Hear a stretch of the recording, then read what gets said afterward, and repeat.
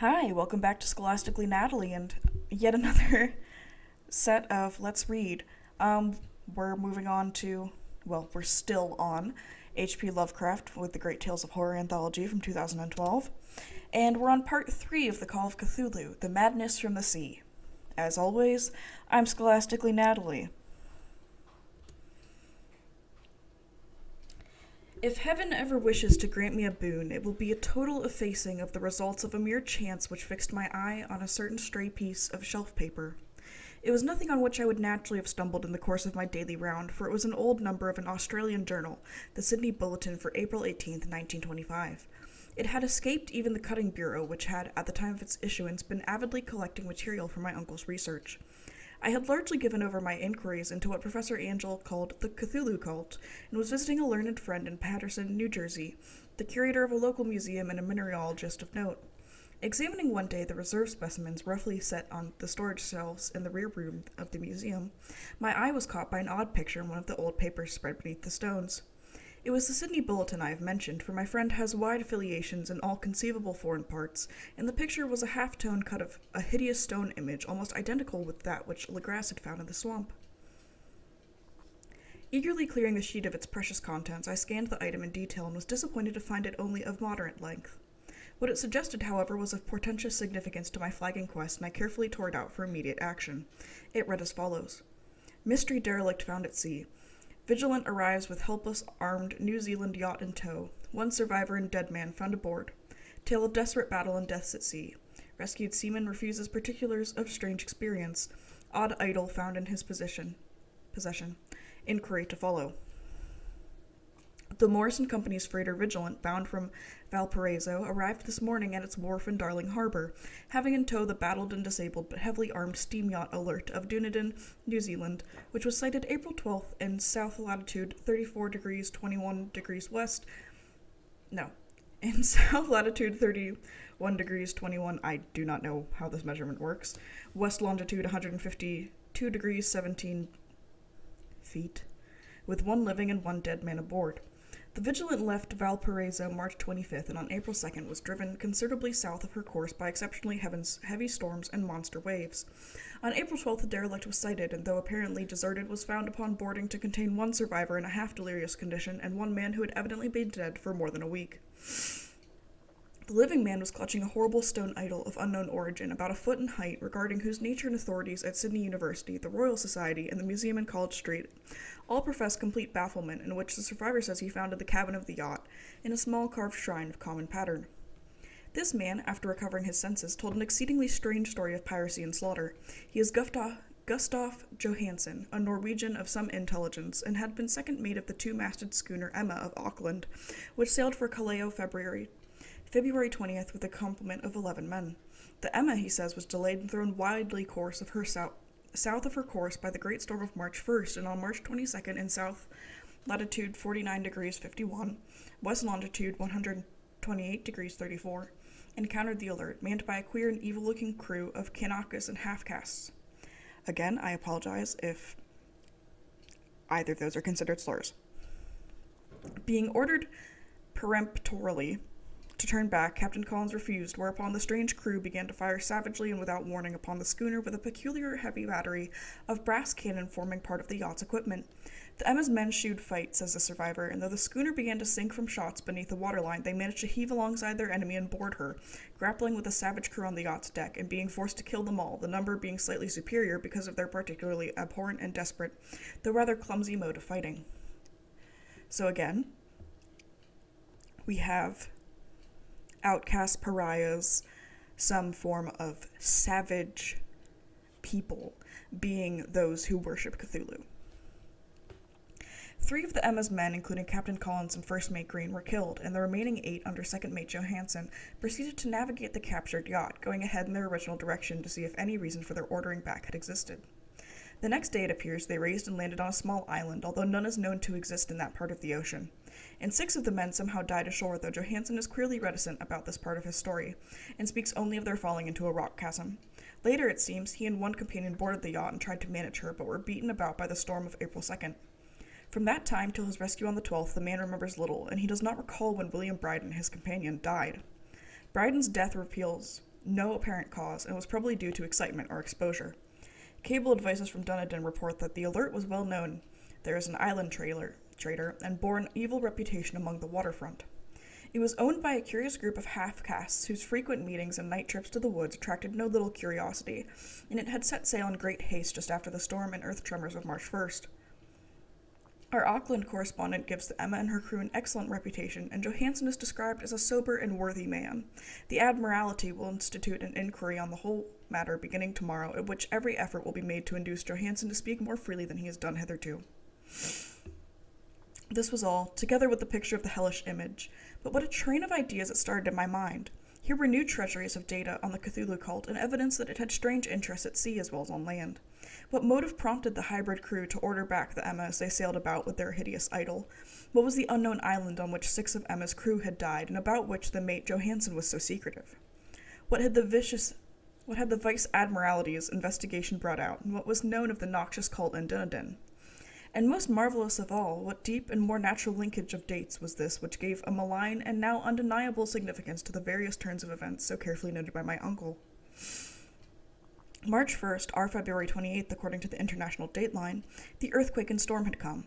From Dunedin, the alert and her noisome crew had darted eagerly forth as if imperiously summoned, and on the other side of the earth, poets and artists had begun to dream of a strange, dank, cyclopean city, whilst a young sculptor had molded in his sleep the form of the dreaded Cthulhu. March 23rd, the crew of the Emma landed on an unknown island and left 6 men dead. And on that date, the dreams of sensitive men assumed a heightened vividness and darkened with dread of a giant monster's malign pursuit, whilst an architect had gone mad and a sculptor had lapsed suddenly into delirium. And what of this storm of April 2nd, the date on which all dreams of the dank city ceased and Wilcox emerged unharmed from the bondage of strange fever? What of all this, and of those hints of old Castro about the sunken starborn old ones and their coming reign, their faithful cult, and their mastery of dreams? Was I tottering on the brink of cosmic horrors beyond man's power to bear? If so, they must be horrors of the mind alone, for in some way the 2nd of April had put a stop to whatever monstrous menace had begun its siege of mankind's soul. Again, I love this quote. I tend to highlight phrases that I find really nice, and they just make me really happy, and I love the phrase, "its siege of mankind's soul," because that is really what they're kind of talking about with Cthulhu, is that mankind's soul is stuck between the eternal nature of following law and order or just devolving into anarchy. That evening, after a day of hurried cabling and arranging, I bade my host adieu and took a train for San Francisco. In less than a month I was in Dunedin, where, however, I found that little was known of the strange cult members who had lingered in the old sea taverns. Waterfront scum was far too common for special mention, though there was vague talk about one inland trip these mongrels had made, during which faint drumming and red flame were noted on the distant hills. In Auckland, I learned that Johansen had returned with yellow hair turned white after a perfunctory and inconclusive questioning at Sydney, and had thereafter sold his cottage in West Street and sailed with his wife to his old home in Oslo. Of his stirring experience, he would tell his friends no more than he had told the Admiralty officials, and all they could do was to give me his Oslo address. After that, I went to Sydney and talked profitlessly with seamen and members of the Vice Admiralty Court. I saw the alert, now sold and in commercial use, at Circular Quay in Sydney Cove, but gained nothing from its non-committal bulk. The crouching image with its cuttlefish head, dragon body, scaly wings, and hieroglyphic pedestal was preserved from the museum in Hyde Park, and I studied it long and well, finding it a thing of balefully exquisite workmanship, and with the same utter mystery, terrible antiquity, and unearthly strangeness of the material which I had noted in Legras's smaller specimen. Geologists, the curator told me, had found it a monstrous puzzle, for they vowed that the world held no rock like it. Then I thought with a shudder of what old Castro had told Legras about the primal great ones.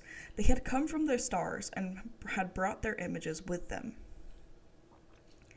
Again, I really do like how Lovecraft makes certain to connect things in a circular way without making it seem forced. Like this bringing up of like past dialogue and utilizing it here, like it's a good horror technique because we're also sitting there going, oh no, and if you don't connect all of these things together, he's doing it for you in a way that's not stupid and it's not an info dump. Like, it's very smart, and I feel like Lovecraft acknowledges that he tends to get a bit wordy and he tends to be a bit academic when he's writing things that aren't academic. So he tries to make an effort to have clarification without it being just paragraphs of like, here's what this really means. Shaken with such a mental revolution as I had never before known, I now resolved to visit mate Johansen in Oslo. Sailing for London, I re-embarked at once for the Norwegian capital, and one autumn day landed at trim wharves in the shadow of the Edgeburge. Johansen's address, I discovered, lay in the old town of King Harald Hardrada, which kept alive the name of Oslo during all the centuries that the greater city masqueraded as Christiana. I made the brief trip by taxicab and knocked with a palpitant heart at the door of a neat and ancient building with plastered front. A sad-faced woman in black answered my summons, and I was stung with disappointment when she told me in halting English that Gustav Johansen was no more. He had not survived his return, said his wife, for the doings at sea in 1925 had broken him. He had told her no more than he had told the public, but left a long manuscript of technical matters, as he said, written in English, evidently in order to safeguard her from the peril of casual perusal. During a walk through a narrow lane near the Gothenburg dock, a bundle of papers falling from an attic window had knocked him down. Two Lascar sailors at once helped him to his feet, but before the ambulance could reach him, he was dead. Physicians found no adequate cause for the end, and laid it to heart trouble and a weakened constitution. I now felt gnawing at my vitals with that dark terror which will never leave me till I too am at rest, accidentally or otherwise. Persuading the widow that my connection with her husband's technical matters was sufficient to entitle me to his manuscript, I bore the document away and began to read it on the London boat. It was a simple, rambling thing, a naive sailor's effort at post facto diary, and strove to recall day by day that last awful voyage. I cannot attempt to transcribe it verbatim in all its cloudiness and redundance, but I will tell its gist enough to show why the sound of the water against the vessel's sides became so unendurable to me that I stopped my ears with cotton. Johansen, thank God, did not know quite all, even though he saw the city and the thing, but I shall never sleep calmly again when I think of the horrors that lurk ceaselessly behind life in time and in space, and of those unhallowed blasphemies from elder stars which dream beneath the sea, known and favored by a nightmare cult, ready and eager to loose them on the world, whenever another earthquake shall heave their monstrous stone city again to the sun and air. Johansen's voyage had begun just as he told it to the Vice Admiralty. The Emma and Ballast had cleared Auckland on February 20th, and had felt the full force of that earthquake-born tempest which must have heaved up from the sea bottom the horrors that filled men's dreams. Once more under control, the ship was making good progress when held up by the Alert on March 22nd, and I could feel the mate's regret as he wrote of her bombardment and sinking. Of the swarthy cult fiends on the Alert he speaks with significant horror. There was some peculiar, abominable quality about them which made their destruction seem almost a duty, and Johansen shews ingenious wonder at the charge of ruthlessness brought against his party during the proceedings of the Court of Inquiry. Then, driven ahead by curiosity in their captured yacht under Johansen's command, the men sighted great pillars sticking out.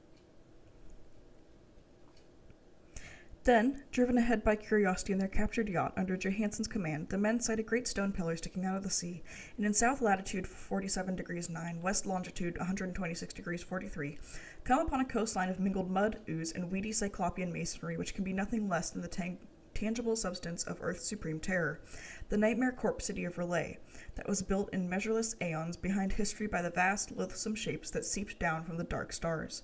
There lay great Cthulhu and his hordes, hidden in green slimy vaults and sending out at last, after cycles incalculable, the thoughts that spread fear to the dreams of the sensitive and called imperiously to the faithful to come on a pilgrimage of liberation and restoration.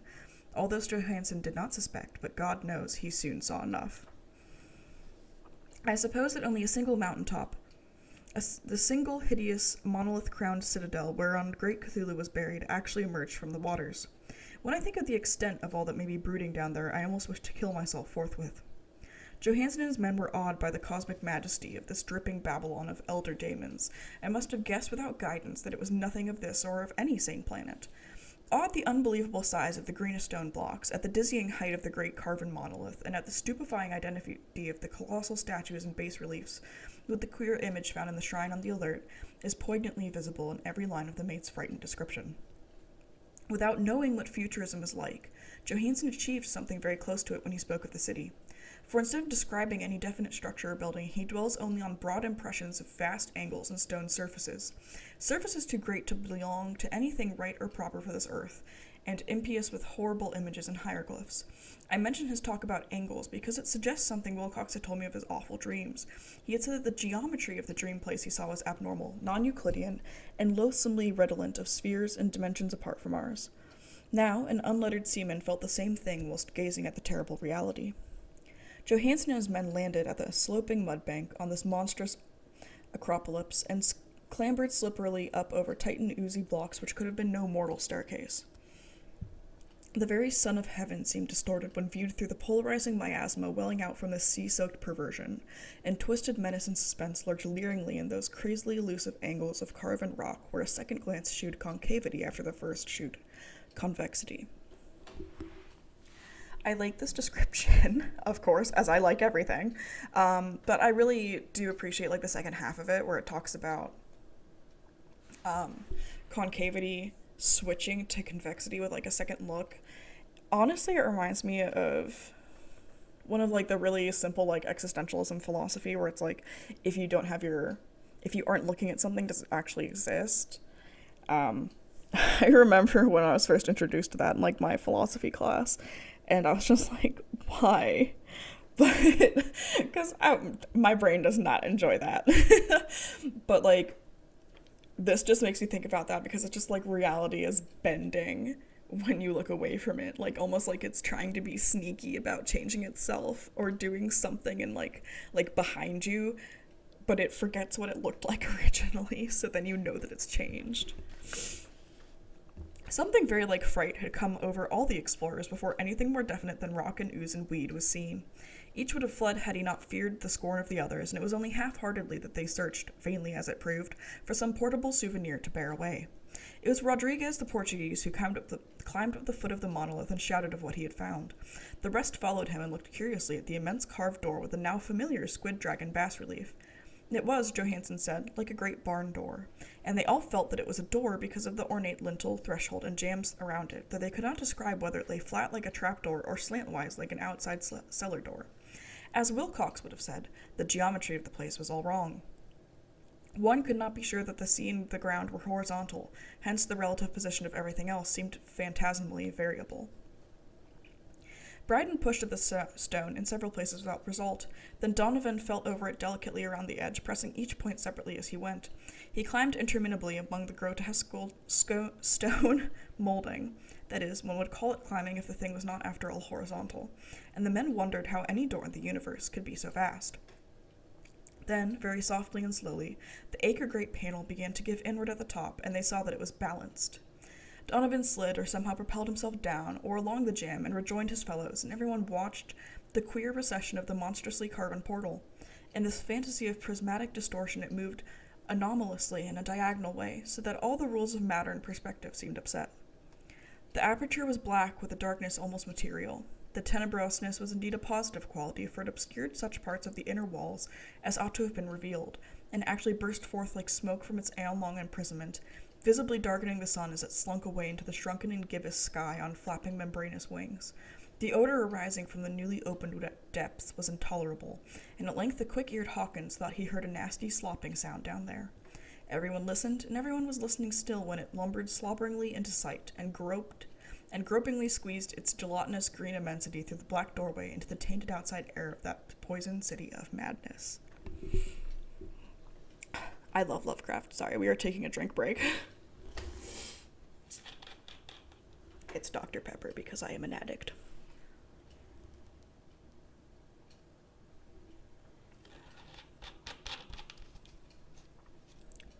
Poor Johansen's handwriting almost gave out when he wrote of this. Of the 6 men who never reached the ship, he thinks 2 perished of pure fright in that accursed instant. The thing cannot be described. There is no language for such abysms of shrieking and immemorable lunacy, such as eldritch contradictions of all matter, force, and cosmic order. A mountain walked or stumbled. God, what wonder that across the earth a great architect went mad, and poor Wilcox raved with fever in that telepathic instant. The thing of the idols, the green, sticky spawn of the stars, had awakened to claim his own. Again, a wonderful foreboding statement.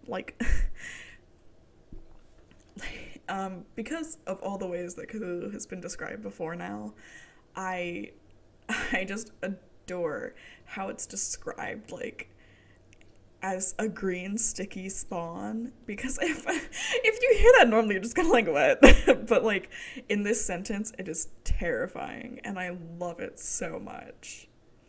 Also, yes, every time we say the thing or it is always capitalized.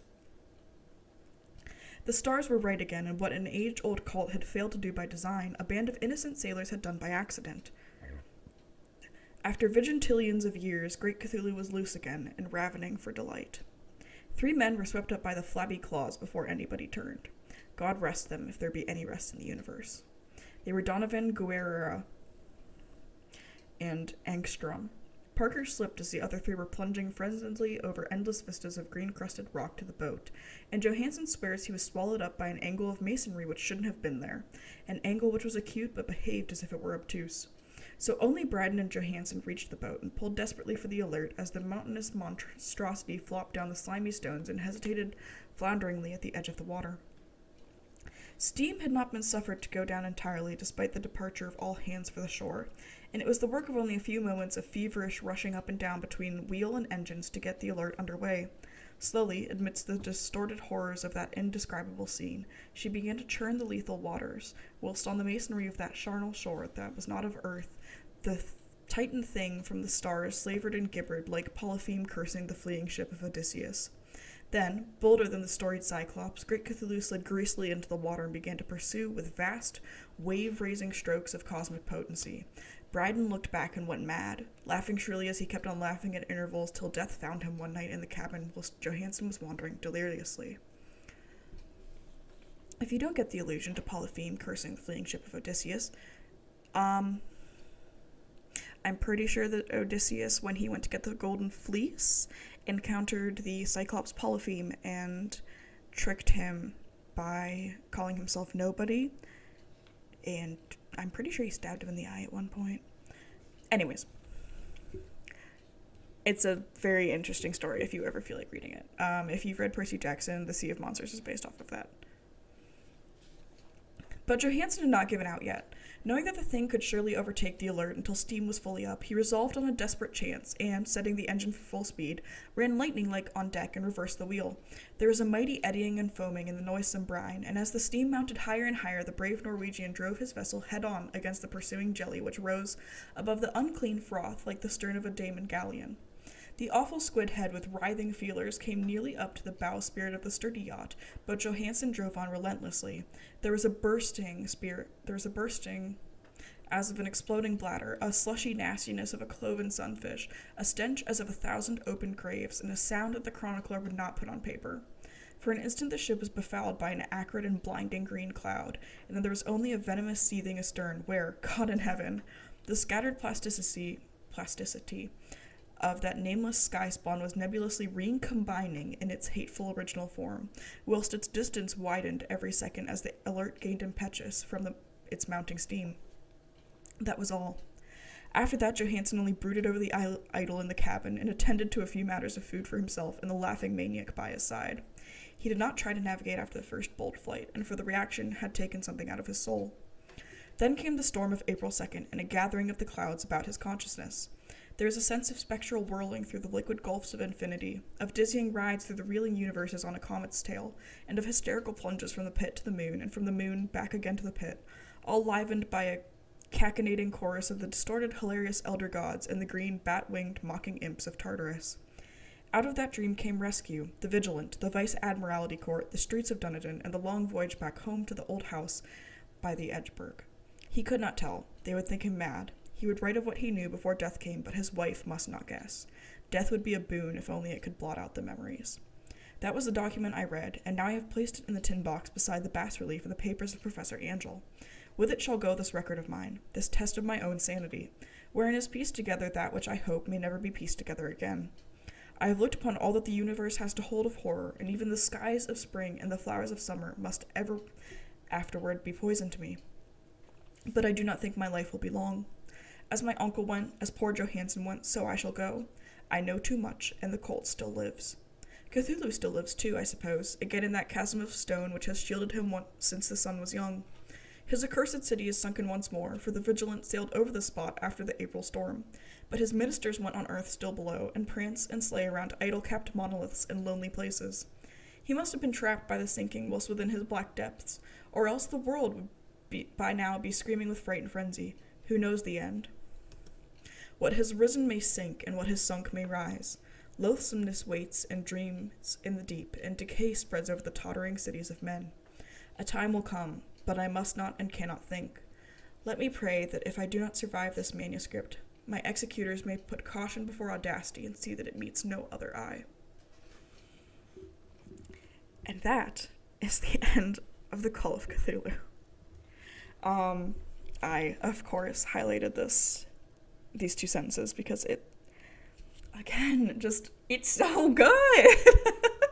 It actually really reminds me of the way that the second sentence is phrased. It reminds me a lot of Lord of the Rings and how they're talking about, like, how the time of elves is over and, like, the era of men has begun. Like, it really reminds me of that sort of phrasing. Although, of course, this one is the time of men is over, and now we're starting the time of eldritch horrors. But yes, that is the end of the Call of Cthulhu. Again, it is a pretty slow start and a bit of a slow read, but it's such good horror. It makes me really happy, I guess I should say. I found it to be a really good read, especially because it makes a lot of interesting commentary on, like, the universe and our place within it, and I think it also really encapsulates, like, the struggle of, like, animalistic instincts versus, like, a consciousness or, like, laws that we know that we should be following, because, you know, people don't always want to follow laws, even though we know we should. And I feel like Cthulhu kind of encapsulates that spirit. I hope you have enjoyed this Let's Read as much as I have been. If you are enjoying my content, please feel free to leave a like and subscribe. If you are ambivalent, perhaps leave a like and subscribe. If you have some feedback on the series, please leave some comments. If you think that I should offer more commentary, offer less commentary, perhaps explain a little bit less, explain a little bit more. As always, my educator heart is always wanting to explain things. Anyways, if you are interested in finding me on Instagram, I am Horde of a Dice Dragon. And I hope you can have a wonderful day wherever you may be listening to this. Let's all stick together. Scholastically Natalie, out.